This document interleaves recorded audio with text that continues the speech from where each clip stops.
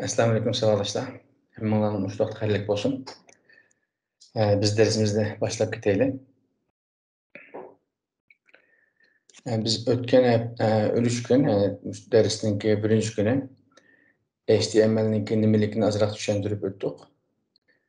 Ve onun bir qancha misal sınaqlar bilen devam kıldık. Şimdi biz aşağıdan devamını işleyimiz.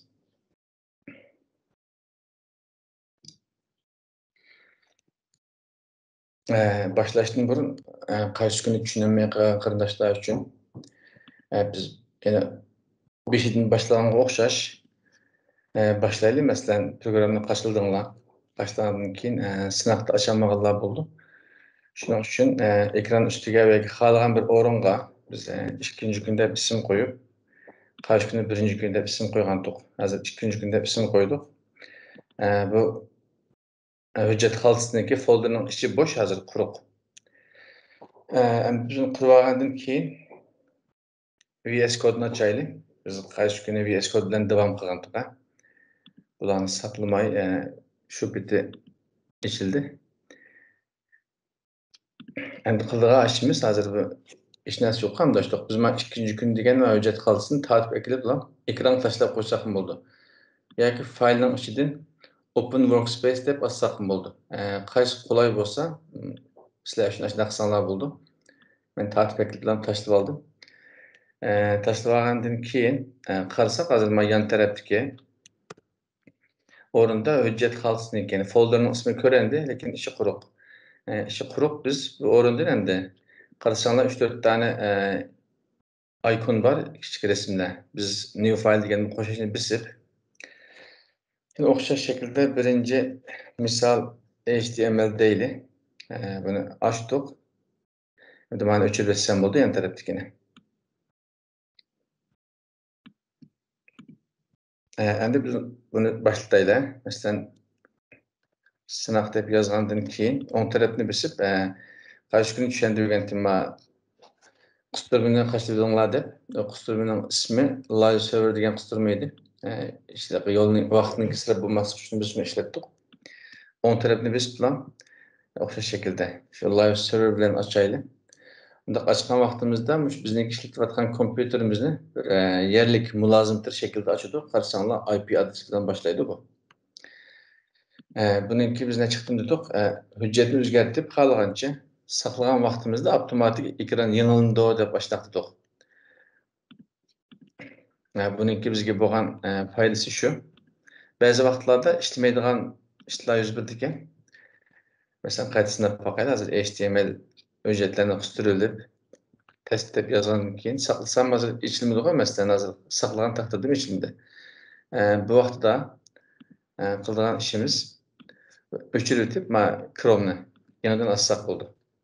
Öçürüp kendini keyin yani on tarafını bisip belki bazı vaqtlarda toxtamay qaldyken ast tarapdaki Stop live server'ini bisip etsek, keyin tarapda meşgulat kılıp atkan şu qusturmanınki mulazimatini toxtady. Biz ondan keyin qayta qo'zg'atsak bo'ldi bu şekilde.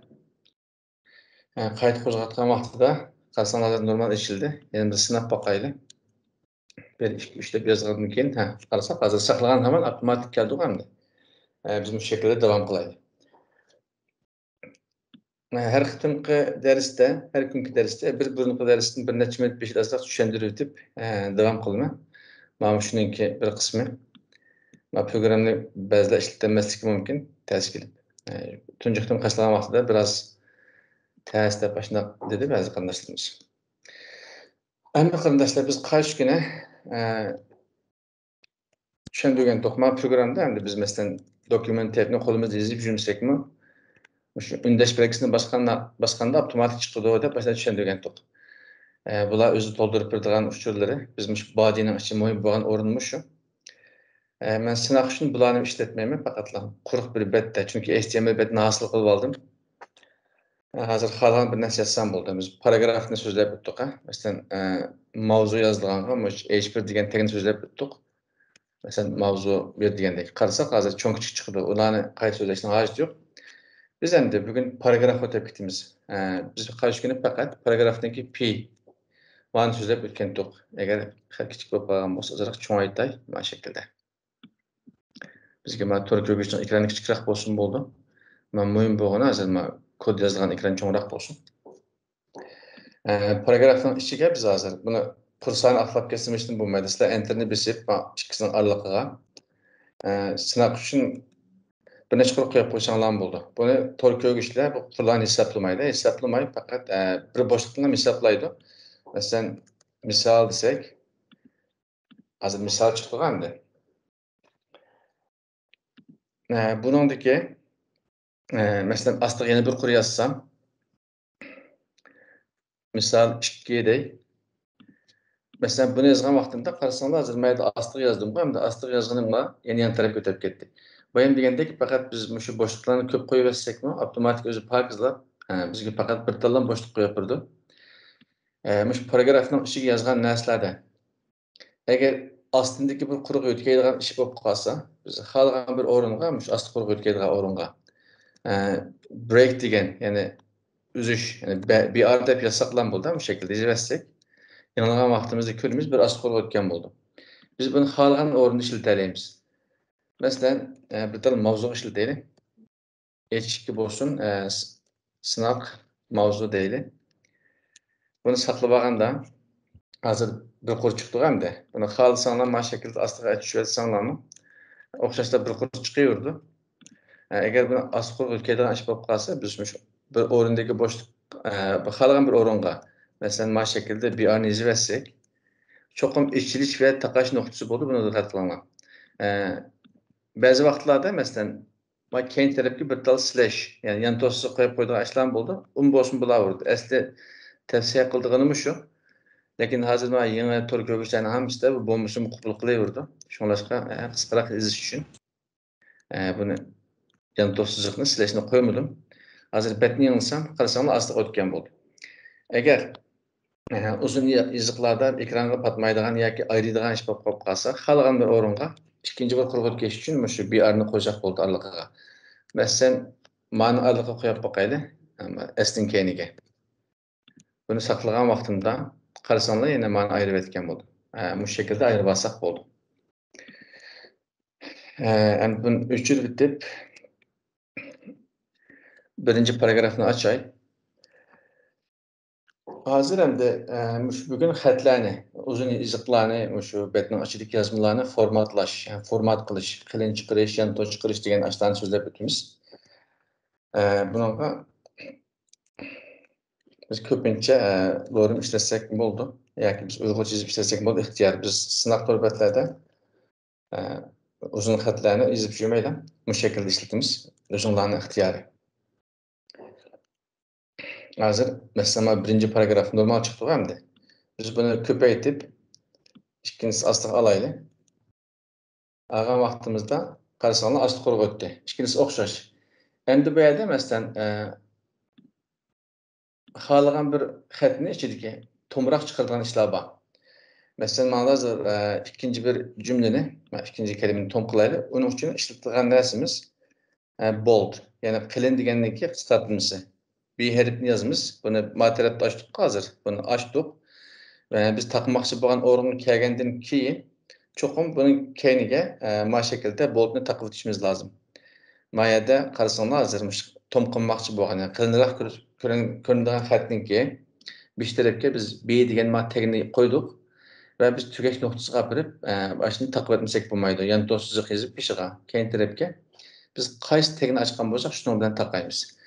Bunu içi yazgılı boldu. Birinin içiga birini, birinin içiga birini. Bu keyinki derslerde tepsili çıkıdı bular. Mesela ben saklagandan keyin hazır açsak qarasaňlar mana. Mahat hazır qılınrak çıktı hem İkinci bir xat qılın çıkkan boldu tom. Şu torbetlerdeki tomuraq çıkardan xatni bu şekilde işletsek boldu. Bunu CSS bilen mıqılı boldu. Bunu keyinki CSS dersi götürgen vaqtda çözeyimiz. Lekin HTML'ninki özüninki teminlep bergen kubul kıldıgan deylendi. Biz bu şekilde yazsak normallar kandak bir HTML bir nasıl kalan yazsak muşlarını. Tor köküçlerde otomatik müşler çıkıdı. Bold. Hem de üçüncü birisi müşünün okşap tıgarak birisi var. Mesela bunu üçüncü kuruğu köpeyteyli. Köpeytkenden keyin qarasak hazır ma birinci kur, ikinci kurda ma qılın çıktı. Üçüncü kurdaki okşaş. Üçüncüsü kelsak, endi üçüncü kelimeni qilaylik hozir. Buningdagi birisi strong. Ya'ni kuchli degan gap bu inglizcha, shunday ma'no chiqadi. Qarasanglar o'xshash strong degan tagni qo'ydik va biz tom qilmoqchi bo'lgan xatni ichiga oldik. Olgandan keyin yana o'xshash shaklda keyin tarafga taqib etdik. Mayan to'siqni qo'yib, beshida boshlagan tagni taqib etdik. Buni saqlagandan keyin betni yanglaylik. Yanılsak qarasanglar o'xshash. Bumi o'xshash, bumi o'xshash. O'xshash qilin qildi. Lekin buningdagi maqsad qaysini seçsanglar bo'ldi. Masalan, Google'da yoki izlash motorlarida izlaydigan torbetlarda shu sizlarning torbetlarni yasagan torbetlarni izlab, ashlar o'ziniki standartga, ya'ni saqlash o'rniga saqlagan vaqtida mushlar qaraydi bular. Qarab, muhimroq xatkan deb. Qarasak, faqat qilin qilish uchun, xatni tom qilish uchun ishlatamiz. İkinci strong, yani muhim bo'lgan deb atildigan shu HTMLda shunday ifodalanadi. İzlash torbetlari o'zining kuchliligini saqlagan vaqtida keyin biz izlaganda, shuni muhim deb qarab, topadigan vaqtida shu ishga yaraydi. Boshqa bir ko'p nimasim yo'q. Xatni tom qilish uchun ma'ni ishlatamiz. İzlash torbetlarida ko'proq bir oldi betlarga chiqsin va yoki diqqatni tortsin deydigan ish bo'lib qolsa, strong ishlatsak bo'ldi. İkisi o'xshash qilin qildi, faqat izlash torbetlardagilar nimasi o'xshamaydi. Alaylik o'xshamaydi. Endi üçüncü bir qo'l o'tib ketaylik yana, ma'ni ko'paytib. Qarasak hozir bular o'xshash. Endi biz ishlatadiganimiz masalan, birorta xatning ichida, uzun xatlarning ichida yanto ko'rinadigan xatlar bor. Biror jumla yoki uzun xat bo'lsin, faqat mayda ixtiyor. Xatni yanto'roq ko'rsatish bo'lib qolsa, biz ikkinchisini davom qilaylik. Buni masalan i deb ini ichiga ilib itilik degan gapniki qisqartirilmasi. Mushlar hozir o'xshash shaklda yana ta'kidlab o'tay.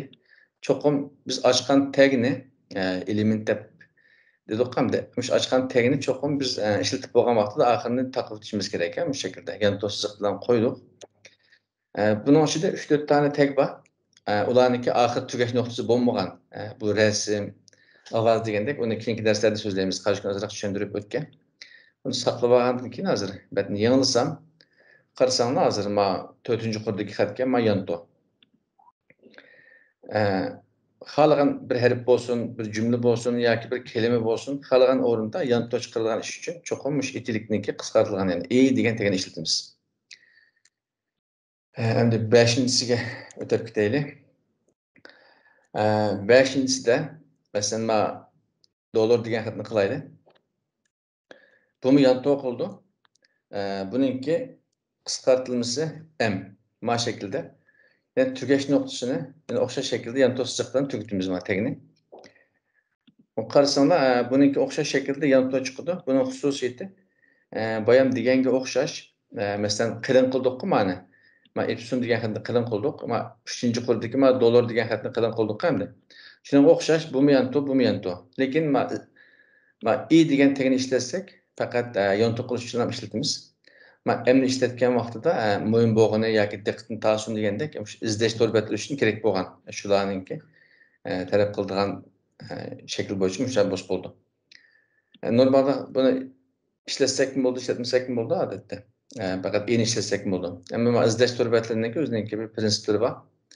Shular qarab, muhimroq ekan yoki bekroq ko'zguchilik qiladigan bo'ldi deb biz izlagan vaqtida shular qarab turib chiqarib beradigan bir ishlar bor. Şuna müşteri bir vasıflar buldu. Endi biz 5-ci o'tib ketaylik. Başqa bir xatni hozir nima qildik? Qilin qildik, yani tomlashtirdik. Kechiraman. Yan to'qildik. Endi masalan kitob o'qigan vaqtlarda ba'zi vaqtlarda tomroq bir qalamlar bor. Aslında sizib qo'ydigan yoki rangda bo'yab qo'ydigan ishlarimiz bor. Keyin qayta tepishimiz oson bo'lsin deb shunday bir tag bor. Buning ismi mark. Masalan, hozir o'xshash epson degan xatni qilaylik. Mark deb yozgandan keyin buning keyiniga o'xshash shaklda taqib o'tamiz. Biz xohlagan tugatmoqchi bo'lgan o'ringa olib berib, bu shaklda taqib o'tmasak bo'lmaydi. Buni saqlab olgandan keyin hozir betni yanılsam, qarasanglar mana siriq bo'ldi hozir siriq shaklda. Shu osti chizilgan kitoblarning ostini bo'yab qo'yilgan ishlar bor, qurlarning. Shunga o'xshash ranglı körensiyon yoki boyaqlı şekilde körensiyon desanlar HTML şu markni işletsanlar oldu. Bu şekilde sıra şekilde ko'rsatib berdi. Endi xatni kichiktirgan tag boshini o'tab ketaylik. 7-ci qurdmeni ko'paytib oldim hozir. 7-ci qurdiki masalan dollar degan ma'no qilaylik. Bunun hamda nima sababdan qo'yib qo'ydirib ko'p bilib ketmaymiz, lekin shunday bir ko'p esqatmaydigan, ba'zi vaqtlarda ishlatib qoladigan bir tag bor. Yani bunu CSS bilan qilsak mı bo'ldi? Small deb bir tal tag bor. Buni ko'p ishlatmaymiz odatda. Qarasangiz, ammo beshdagi xatga qaraganda mana ozroq kichiklangan bo'ldi. Avtomatik o'zi kichiklatadi. Buni CSS ko'p so'zlab ketdik. CSS o'tgan vaqtida cho'ng kichikligimiz xohlagan tanishamiz.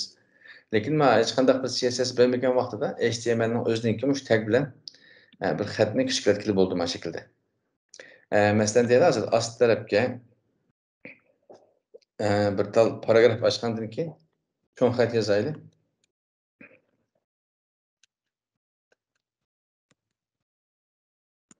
Masalan, hozir assalomu alaykum deb yozdik-ku. Mana cho'ng harflar bilan yozgan bo'ldik, ha? Cho'ng harflar bilan yozdik. Masalan, cho'ng kichik farq etmaydi harfninki, smallni ishlatish uchun.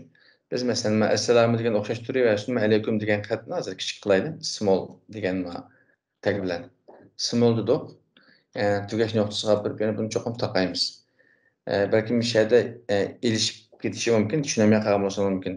Paragrafning ichiga biz xohlagan elementlarni qo'ysak bo'ldi. Bu keyin kelib qoldi degan tushunchalar bo'lib qolsa, bu normal biz ish ichiga qo'ya olamiz. Mana asti qurg'ich tushirib o'tib, bunday qo'ysak bo'ldi. Buni betni yangilasam hozir. Qarasanglar mana beshidagi normal biz yozgan shaklda cho'q, keyin tarafga kichiklangan bo'ldi. Buningki başka ko'p bir alaylik yo'q. Azroq kichik ko'rinsin desak, shuni yozsak bo'ldi. Endi biz davom o'tib ketaylik.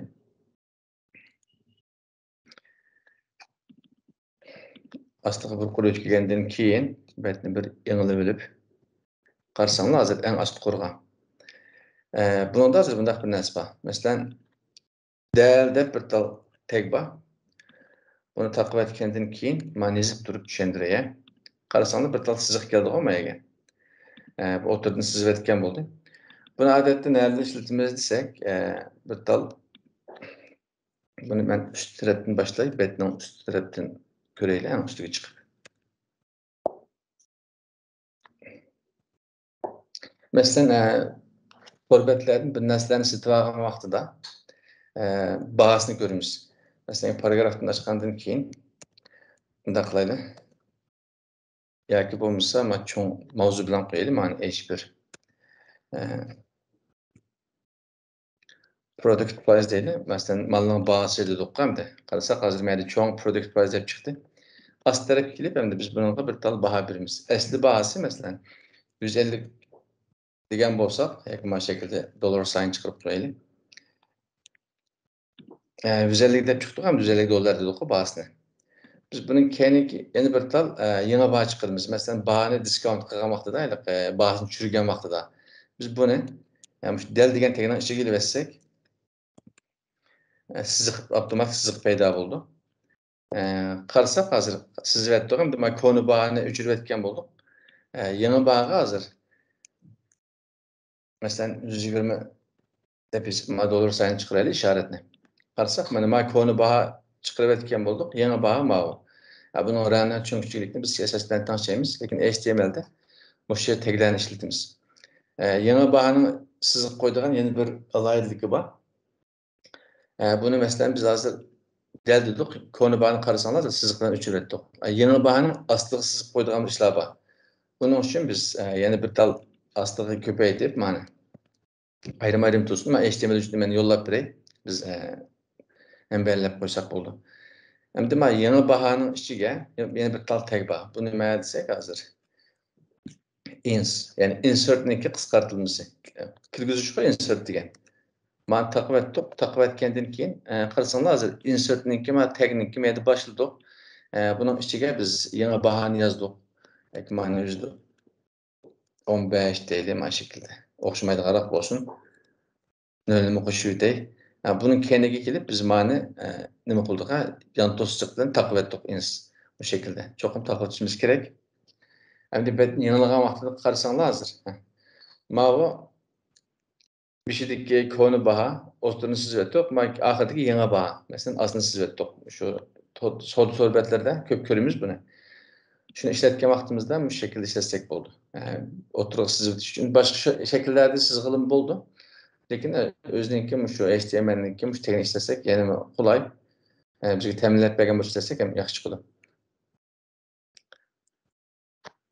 Endi buni astiga o'tib ketib, yana bir yangi quruq o'tib ketgandan keyin bir paragraf açayım şu şekilde. Üç quruq xatni birini yazdım. Bunun ham bu nima desanlar, masalan, bundaq bir ba'zi materiallarda asti va üst tarafga bir kichik bir ishora chiqaradigan ish chiqadi. Masalan, mana H deb yozgandan keyin H2 deylik. Qarasanglar, hozir mayda H2 deb chiqdi hamda belki biz mushuni 2 ni ustiga astiga chiqaradigan bir ishlar bor. Buning uchun biz 2 ni sub deb bir tal ustiga chiqarish uchun subni ishlatamiz. Sub deb yozgandan keyin buning keyniga biz bayam 2 ni yazdık ve taqib etdik. Qarasanglar, hozir men H'ni bir yerga aldık. Buning keyniga biz ishlatmoqchi bo'lgan tegni qo'ydik. Sub degan tegni yazdik ve oxirini taqib etdik. Bunu saqlagandan keyin qarasanglar, hozir men H'ning keyniga avtomatik 2 kichikroq chiqqan bo'ldi bu şekilde. Harfninki üstiga va yoki ostiga har qanday harf jumla shundan osti va yoki ust tarafga shunga o'xshaydigan ishora chiqilgan ish bo'lib qolsa yazsak bo'ldi. Buning keyniga persenni qo'yib qo'yaylik, qanday chiqadi.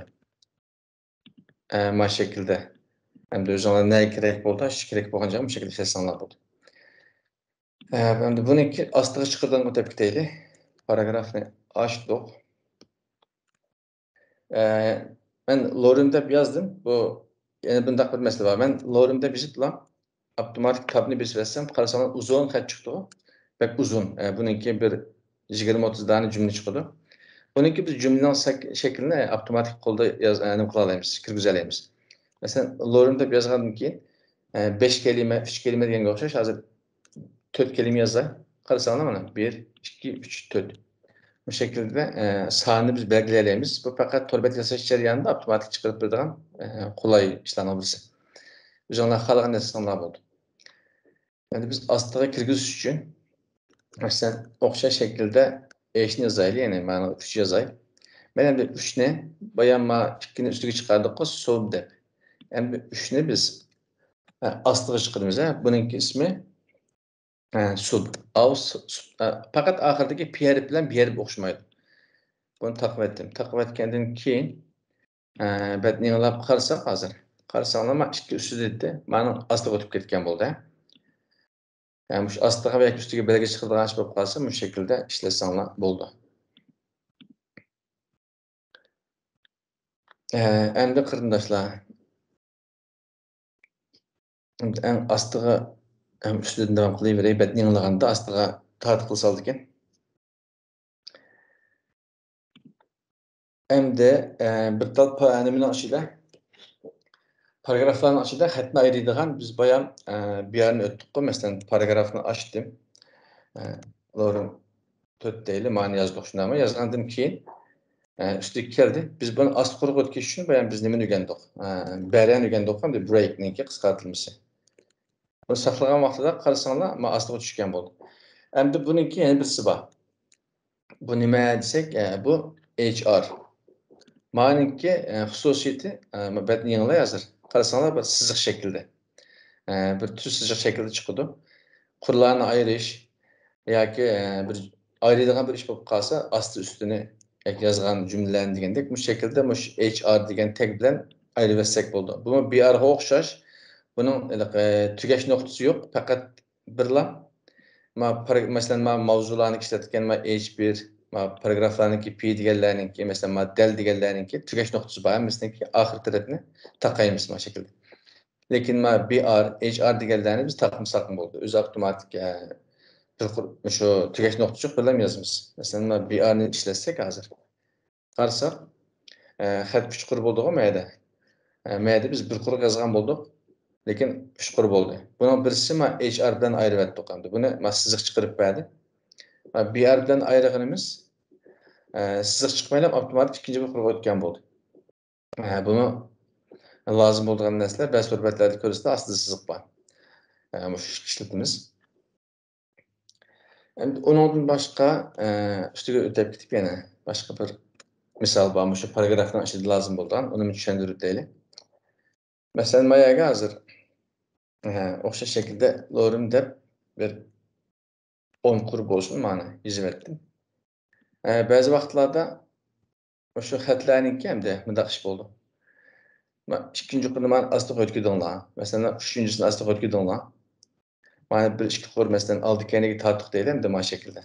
Mənə azraq bir 3-4'ün aldığı tartıq ma şekilde. Oxşamaydigan misallarını qılay. Bunu saxlagan vaqtimizda qarasaq yana oxşaş bir qurdu ko'rinaverdi. Bu şu qurni aslı tushirdigan ishmi yo'q. Bu yazgan şekilde körensi bo'ldi deydigan ishlar chiqdi. Bunu kod bölümleriga yoki ba'zi shunga o'xshaydigan burun formatlangan, ya'ni muqimlangan shakllarga ishlatamiz. Buningki tagning ismi pre. Bunun uzun hanım deb o'qiydi, uni men bilmayman.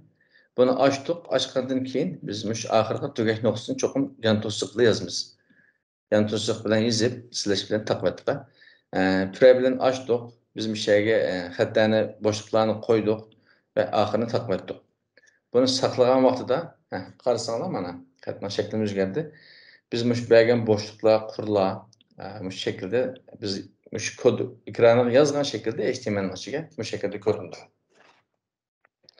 Ba'zi bloglarda, to'rbetlarimizda masalan kodlarni tushuntirgan vaqtida bu shaklda ishlatamiz va yoki ba'zi asli shaklini ko'rsatman desak, bu shaklda ishlatsak bo'ldi. Buni xat shakli, rengi bu degan narsani biz CSS bilan tanishlaymiz. Uni keyin CSSni o'rgangan vaqtinglarda shu o'zinglar o'shaning CSSni belgilab qilsanglar bo'ldi. Lekin bu ba'zi vaqtlarda lozim bo'lib qoldi. İşimizga yaraydigan bir tagning birisi.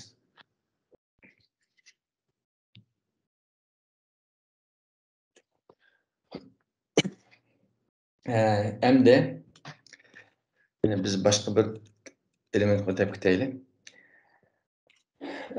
Masalan, nima ba'zi to'rbetlardan biz ko'chirib oldigan mezmunlar bor. Bu mezmunlarni biz to'rbetda izoh qilib qo'ydigan yoki to'rbetda ko'ramizmi biz chiqdim so'zlab o'tdik, izlash motorlari, izlaydigan Google, Yahoo, Microsoft bo'lsin, ashlar bizning to'rbetni izlab o'zining ustunlariga saqlagan vaqtida biz mush yozib bergan taglarga qarab turib muomala qildim. Ig'zoga tillaydigan vaqtida.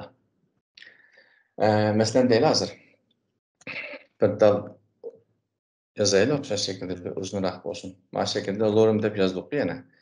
Betning ustiga qarasanglar, men betning ostidan emas, ustidan davom qilyapman. Chunki ko'n narsani aslida o'tib ketdim. Shu betni yig'ilgan vaqtida eng ustida ko'ransin deb shu yerda diqqatinglarda bo'lsin shu.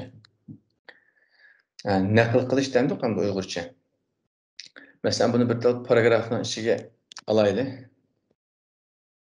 Bu şekilde paragrafın içine aldık. Bunu hem de iki xil işletkili oldu. Birisi kısa, birisi uzun. Bunu İngilizce Q degan tag var. Mesela Q degan tag bilan alamiz. Qarasanglar avtomatik hozir beshig'a va oxirga. Shu peshni qo'yib berdik hamda. Qo'sh pesh demdik buni Uyg'urcha. Bu şekilde qo'yib berdi. Bu boshqa to'rbetlardan biz bir narsani naql qilib olgan vaqtida shu taglarni ishlatsak bo'ldi, Q tagni. Buning uzunroq birisi bor. Masalan, buningki ismi to'liq yozamiz. Masalan, paragrafning ichiga blok Qt mana shaklda buni ichib olgandan keyin buni taqdim etamiz. Qarasanglar uzun, shu qavat shaklliqdan blok shakllik. Kechiringlar. Blok shakllik shu naqlning ichiga biz masalan ma'ni yozdik. Yozgan vaqtida betni yanglaylik. Qarasanglar mana shaklda chiqdi ham uzun. Avtomatik o'zi o'rinlarni belgilab shuna chiqarib turdi. Biz bunun ham da qaysi to'rbetdan yoki qaysi o'rindan og'irligimizni kirgizib bo'lgan bir ish bor. Biz birinci dersimizde, birinci günkü dersde. Şu HTML taglarniki qo'shimcha tushuntirib o'tgan xosliklari bor deb. Biz buna bir boshliq qo'yib aytgandan keyin sayt deb bir tal o'zininki xususiyati bor. Biz buningga hozir tagni qo'yib o'tib, nimaga tag desak, buning ichiga biz yozamiz. Nereden aldık deydi masalan. www degandan keyin Google'dan aldık deydi. Bu saqlab aytgandan keyin betni yanılsaqmı biz belki ko'ranmaymiz. Bu o'rinni ko'rolmaydi. Lekin betni o'ng tarafini biz turib hozir qarasanlar betninki view page source yani qilmuş betninki manbasini ko'rsatib ber deb HTML'ninki kodlarini ko'rgan vaqtimizda aşağıda chiqadi. Qarasanlar mana biz yozgan kodlar mana shu shaklda tor betninki ismi biz mush tor betini optimize bunu deb ko'rgil bo'ldi. Buni o'xshash bayam deganda shu naqllarni olgan vaqtda izlash tor betlarida saqlagan lazım bo'ldi. Biz işletkiçiler ko'ranmaydi, normal aldı ekranda ko'ranmaydi. Vücutdan body'ning ichida. Lekin shu manbaga qaragan vaqtda men kodniki aşağıdan ko'ralaymiz. Boshqa turbatlardan naql qilib olganda bu shaklda ishlatsanlar bo'ldi.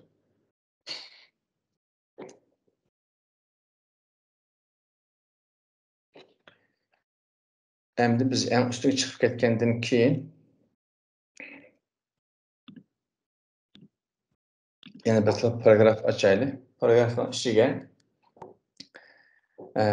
maqtam o'xshamaydigan xat yozaylik.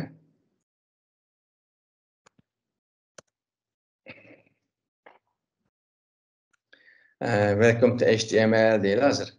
Qarasak men xatni yozdik. Endi bu HTML'ninki uzun şekli men xatning qisqartmasi hamda masalan hypertext markup language degan xatning qisqartmasi dedik bu ishda. Bunu biz bunda ustiga mouse'un ustiga kelgan vaqtda avtomatik qisqartni to'lqab chiqarib turadigan bir alaydilik bor. Buni ikki xil ishlatkili bo'ldi. Lekin ayrim qisqartirilgan xatlar uchun boshqa, mavzu uchun boshqa. Men hozir qisqartirilgan xat shaklanishini tushuntiray. HTML'ni biz uzun shaklini ko'rsatish uchun buningki İngilizce ABBR deydi endi. İşte bir tag var, bunu aşağı alımız. Bununki abbreviation başındarak bir narsa, bununki uzun hali. Bunu takip etkendiğin keyin, qarasanglar, mesela bir şey demeye başladık, HTML'nin içine yazdık ve ahırda bunu takip ettik. Bunu saklagan vaqtimda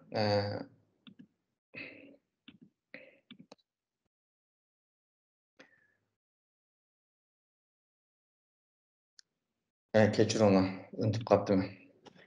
Bunun yazgandan keyin bir xususiyati bor. Buna bir boşluk beramiz. Boşluk qo'ygandan keyin title ishlatamiz bunga. Title degan mavzu dedik hamda bunga masalan sinoq misol deb qo'yay qisqacha hozircha. Qarasanglar mana chekit keldi xato. Biz ustiga olib borgan vaqtda qarasanglar osti tarafdan kichik shaklda misol deb ko'rindi. Biz shuning o'ringa biz yozib qo'ygan qisqartirilgan xatning uzun holini yozamiz.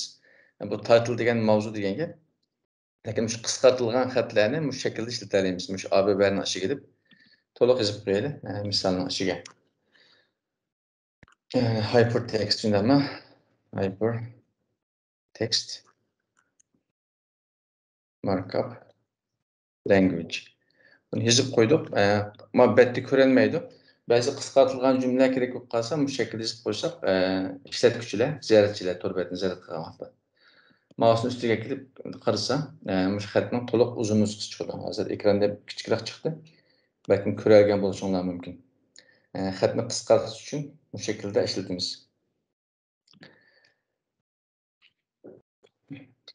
Bu title'ni biz ko'p o'rinlar ishlatamiz. Masalan, hamma tagninki o'zininki ko'pinchisining bor buning ichida.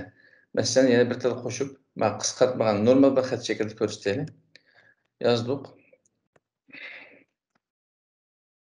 Üçüncü bir şekli hazır. Mesela lorem deb yozdik hamda. Biz xohlasak, shuning ichiga bersak bo'ldi. Ma'noga title deb berib, sinoq mavzu deylik. Bu mouse'ning ustiga kelgan vaqtda mush qurninki yoki mush qarasanglar hozir avtomatik osti tarafdan chiqadi. Mush qurning ustiga kelgan vaqtda biz mush title'ni yozib qo'ysak, xohlagan xatni yozib olsak bo'ldi. Men ust tarafda mush chiqqanlik uchun so'zlashga to'g'ri keldi. Ma'noning o'zininki xususiyeti işide barken, lekin biz xalagan taglarning ichiga mush title'ni qo'shib, mouse'ning ustiga kelgan vaqtda ko'rsatalaymiz. Buni qo'shimcha JavaScript'da va CSS'da ranglarni, shakllarni o'zgartirib, nurg'un alayliklarni qo'shqili bo'ldi. Ammo faqat o'zining ichida bor, hech qanday bir rang yoki bir qo'shimcha bo'lmagan shaklda to'rtko'rgichlarni qo'llaydigan shaklda ustiga kelsak chiqarib beradigan xususiyati bor. Bu shaklda foydalansanlar bo'ladi. Endi davomiga o'tib ketaylik. Tor betlarda masalan üst tarafdagi tizimliklarda nima deb chiqadi? Haqqimizda biz kim aloqalash degan mundorizlar chiqadi odatda. Buningga aloqalashishni bosgan vaqtida va yoki betning ostiga bir adres yozilgan ishlar bor. Adres. Buni o'xshash shaklda bir paragrafning ichiga kelayotgandan keyin davom qilaylik. Chunki paragrafning ichiga olmasam hozir hatto kenik bo'lib ketib yaxshi ko'ngil olmaydi. Shunlashqa men avtomatik pinin ichiga olgan vaqtimizda paragrafning ichiga asti quruq o'tib ketdi. Shunga men shu pinin ichiga kelib oldim. Endi masalan adres alaylik buningga. Qandaq adres degan vaqtda misol adres deylik. Ko'cha ismi 22-ci quru masalan deyiləm də. 22-ci numar degəndək. Ma şəkildə yazımız var hamda adresini. Yazğan vaxtda biz bunu elə ayrım özünün bir tag var HTML-də. Bunu HTML-in içində adres deyilən qarasanda avtomatik çıxırıb verdik adını yazıb qoyucu. Bunu içəyə aldıq və axırda təqdim etdim. Bunu yanılğan vaxtda yani toraq çıxdıq hamda ma şəkildə. Bunun nima xususiyati bor desanlar, masalan biz to'rbetlardan falan shirkatdan yoki falan o'rnining adresi deb izlagan vaqtda, misol Google'da misol qilsak, darhol chiqarib berdi. Shunga o'xshagan sizlarning to'rbetning nomi yoki adresinglarni yozgan vaqtida, shunday ichiga olsanglar, izlagan vaqtida izlash to'rbetlari shu adresga endi bizga asaraq topib berdi. Topgan vaqtida eng beshli chiqarib berdigan betniki. Shu ishlarga yaraydi. Bu şekilde işlesenler buldu adresini.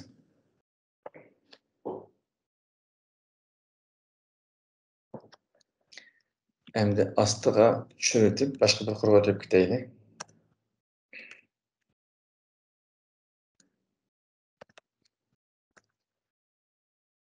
Evet, yanılğandan keyin üst tarafga hazır. Xatni tartib qildigan ba'zi vaqtlarda xatni tartib qildigan bir şey lazım bo'ldi. Tag lazım bo'ldi. Masalan, buni men bilgili bo'lgan shaklda qilay. Assalomu alaykum deb yozdim.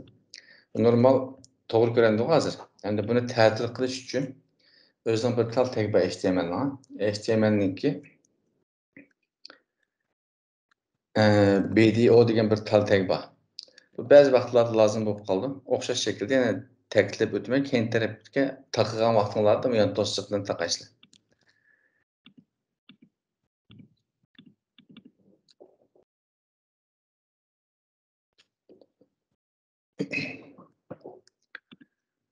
Bu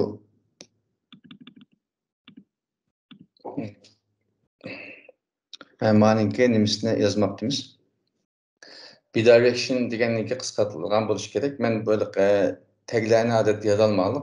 O'sha lozim bo'lgan vaqtida ishlasak bo'ldi. Men tavsiyalarim lozim bo'lgan 8-10 tane yoki 20 tane chiqib deylam. Shular esinglarda qolsa, hammani ayrim-ayrim yozlashning bir hojati yo'q. Bir şey yazgan vaqtda avtomatik bunun oxiri davom etadi. To'rbetlardan izlab oson topa olasizlar. Buning mantiqini bilib olsanglar, prinsipini, ishlatish qulay. Bunun da direction deydigan bir tal o'ziniki narsa bor. Xususiyati, xosligi. Buning hozir tilni yozgandan keyin RTL deydi. Hozir ko'rib boqaylar. Qarasak mana avtomatik right to left, ya'ni direction degan xosligi yozdik. Buning qimmatini endi RTL yozdik, right to left. Mana shaklda yozgandan keyin qarasanglar harflar ta'til bo'lib ketdi. Mana shaklda ta'til qilgan ish bo'lib qolsa, bu shaklda foydalansanglar bo'ldi. Shu taglarniki o'ziniki. Mush xosliqlari bor. Mush xosliqlarni biz hozir ba'zilarini so'zlab o'tdik. Masalan, ma'noda title'ni so'zlab o'tdik. Ma'noda masalan direction degan mush xosliqniki qimmatini RTL mana shaklda yozdik, right to left. Sözlerini okugan vaqtimda balkim xato talaffuz qilgan bo'lishim mumkin. Hemen o'sha heriflarni o'zini so'zlab, uni to'g'ri tushuninglar. Bu şekilde ta'til qilganga ishlatamiz. Ondan boshqa shu betlarni uzun yozgan vaqtimizda, ba'zi vaqtlar bet yozgan vaqtida necha ming qurib bo'lib ketadi bu. İch-ichiga kirib ketadi. Qurlar, masalan, men 10 ming, 15 ming qurib bo'lib ketgan vaqtlarim bo'ldi bir betning ichida. Onu parçalab ayrı-ayrı ishlatsek bo'ldi. Shudan shunday uzun betlar bo'lib ketgan vaqtida bu qaysi o'ringa qaysini nima ishlatdik yoki bu qaysi o'rinni bildirdi deb shuni tushuntiradigan bir izohat. Ya'ni komment deymiz, endi izohat yozadigan bir o'rin bor. Biz shuni tushuntirib o'taylik. Masalan, hozir mayaga bir xil o'xshash paragrafning ichiga izohat izish misali deylik. Buni betni yanglagan vaqtimizda mana shu şekilde ko'rindi bu. Qarasanglar hozir nurg'un bir narsalarni yozdik, shundaymi? Buning ustiga chiqib men xohlagan yerga yozsak bo'ldi, ostiga, ustiga. Mana shu şekilde tırnaqlarni ochgandan keyin bitta undash belgisi qo'yamiz. Undash belgisi qo'ygandan keyin 1 2 mana shu şekilde 4 tane siziq sızıp etsek, bir mana shu şekilde açtık, oxirini taqib etdik, bir undash belgisi qo'ydik. O'rtada 4 tane siziq bor. Mush o'ringa hozir sinab izohat deylik, izohat.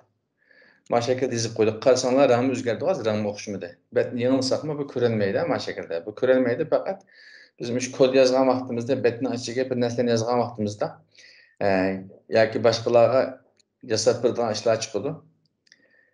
Qaysi o'rindan keyin nimaga nerede chiqadiganligi yoki nimaligini bildirish uchun bir izohat yozadigan ishni bu şekilde yozamiz. Ba'zida uzun xatlarni yozib qo'yadigan ishlar bor ekan. Bu ekranda ko'rinmagan bilanga betning o'ng tarafini besib hozir shu betniki manbasini ko'rsatib ber desak, qarasanglar mana yerda ko'rdi. Buningga ba'zi bolalar chaqchaq qilib har xil gaplarni yozib qo'ydi ekan. Haqorat qiladiganlar bor ekan, boshqalar ko'rmaydi deb.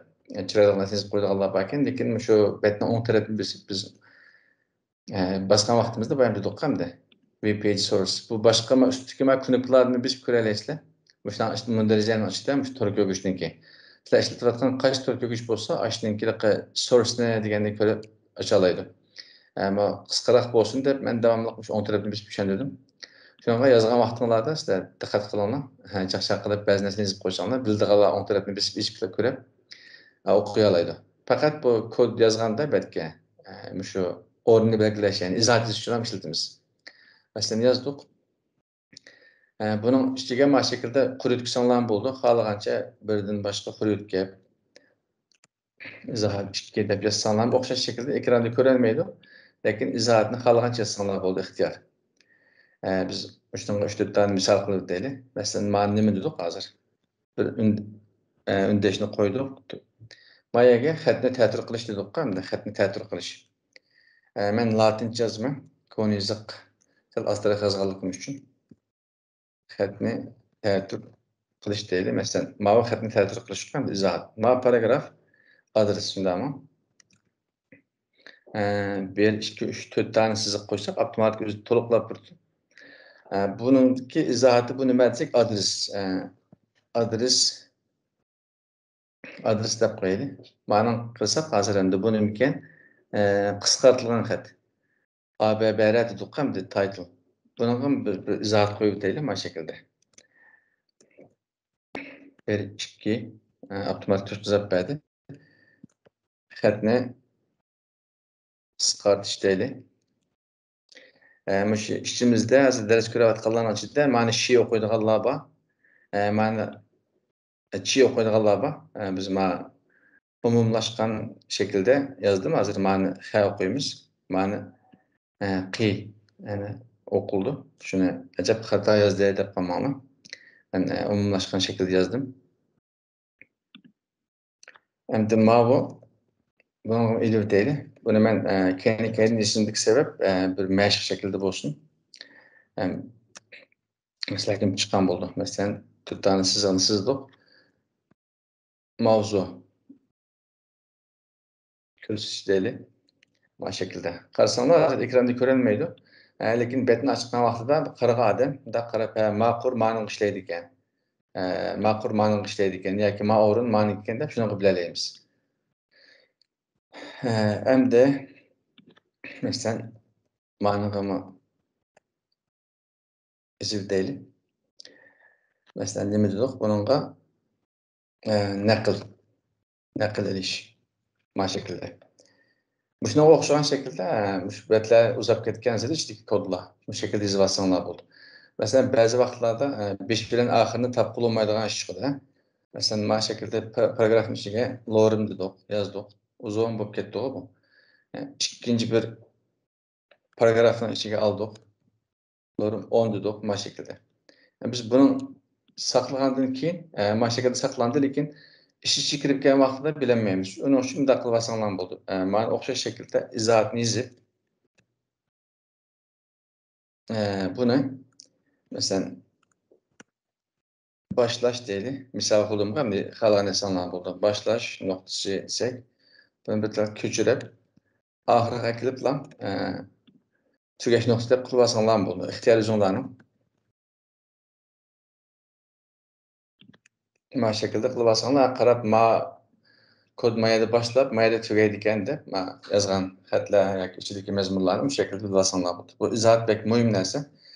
Bet uzarab ketgan sari o'zinglarniki keyin asan bilashinglar yoki boshqa bir tur yozuvchiga bir narsa yasab yo'llagan vaqtinglarda ig'zoga tushuntirish ajitsiz qarabla boshqada men ma'ruf ishlaydi ekan, ma'niki ekan deb biladi. Bu şekilde ishlasak bo'ldi.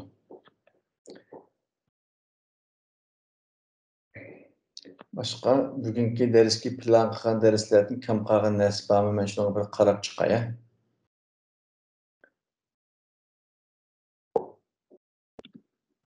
Endi qaysi kuni biz bir narsa tushuntirib o'tgan birinchi kuni. Aşağıda bir kam qolgan bir narsa bordi. Aşını tushuntirdi. Biz bir paragraf ochgandan keyin mana o'ringa bunday qilaylik bo'lmasa. Bu o'rinni bisib bet yutgan deyli. Ben üylerge dikkat qilmadim. Bu o'rinni bisib bet yutgan dedik hamda biz masalan bu o'rinni bisib bisib degan xatga bir ulash beraylik. Bunga biz masalan A deb shuni bergandik. Qarasanglar hozir berdik, lekin bu ishlamaydi. Buningki o'zining bir xosligi bor. Bunga biz qarshi kuni href deganda bergandik. Esinglarda bo'lishi mumkin. Biz bunga bosgan vaqtida yetkazilgan betninki adresini yozgandik. http Uyghur dev deyli. Ma o'ringa qarasanglar rangim o'zgardi hozir. Buni bosgan vaqtida avbatga o'tkazdi. Ba'zi to'rbatlarda buni bosgan vaqtda biz yangi ekranda ochamiz. Shu konibetni o'chirib etmay turib ekranni yangi betda ochamiz. Odatda bu xoslikni yozmagan to'rbatlarda biz kuni kutaqni biz turib kontrol yoki command knopkasini biz turib bossaq qo'yib kelamiz, buni o'zimiz bilamiz. İşletkichlar bildi. Lekin uni bosmaydan bosgan vaqtida ko'pinchalar bosmaydan bosgan vaqtida bet o'tkilib ketadi. Va keyin tarafga biz beklimiz. Biz uni ayrim yangi betda yozish uchun masalan href a degan hamda bet o'tkaydigan ulanma beradigan tagning ichiga biz birinchi xoslikni href dedik. Href, nima qanday desanglar bo'ldi ixtiyor. Bunga biz nashdani o'zininki xoslik bo'lsa meni yoza olamiz. Bir şey aytgandan keyin şu tırnaqning keyniga target deb bir xosligi bor. Buni yozdik, target. Targetning ichida qarasang avtomatik to'g'izlab beradigan nima kod yozgan programniki aqllilik deyli. Biz ostiga bir tal siziq tortayotgandan keyin blank.